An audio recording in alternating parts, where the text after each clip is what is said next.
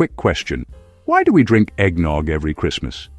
I mean, it's creamy, spiced, a bit boozy, and somehow it only turns up when the tree does. Today, I'm digging into where this odd holiday habit came from, and why it stuck. If you've ever sipped eggnog and thought, who first looked at milk, eggs, and booze and said, yes, that, you're not alone. The answer starts centuries ago, in drafty halls and candlelit kitchens, long before Santa was a thing. History. Back in medieval England, there was a drink called posset. Warm milk, sweetened and spiced, curdled slightly with ale, curdled slightly with wine, served as a nightcap, a comfort, and often a supposed cure-all. Posset got fancier. People added eggs, cream, nutmeg, cinnamon. Nutmeg wasn't just a flavor, it was a flex. It traveled thousands of miles and cost a small fortune, so shaking it over your cup said, I'm doing all right. By the 1600s and 1700s, dairy, egg, sugar, imported spices were the ingredients of celebration. In England, the wealthy drank their eggy, creamy, posset-like concoctions in toasts at Christmas, when feasting meant plenty and warmth in the cold months. Then came the jump across the Atlantic. In the American colonies, farms had eggs, milk, and rum. Lots of rum, which was cheaper than imported wine or brandy. Swap the ale for rum, keep the eggs and cream, and you get something very close to modern eggnog.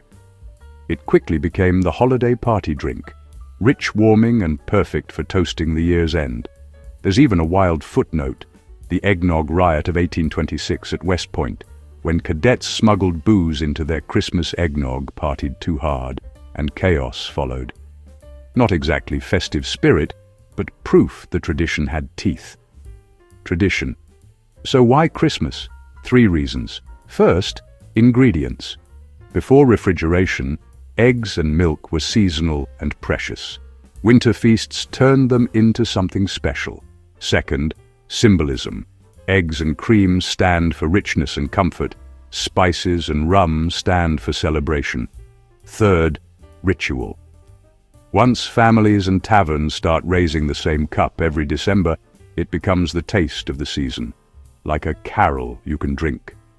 Today, you'll find eggnog with bourbon in the States, lighter versions in Canada, rompope in Mexico, advocat in the Netherlands, and creamy holiday drinks across Europe. Same idea, sweet, thick, spiced, shared. If you fancy making it, the classic base is eggs, sugar, milk, and cream with nutmeg, cinnamon, and a spirit, traditionally rum, brandy, or bourbon. Chill it, let the flavors marry, grate fresh nutmeg on top, and you've got history in a mug. In the end, eggnog survives because it feels like a hug you can sip. It's nostalgia, it's luxury, and it's a little bit cheeky. Everything the holidays promise in one cup. So the next time you raise a glass, you're not just drinking dessert, you're toasting centuries of winter comfort. Cheers, and mind the nutmeg.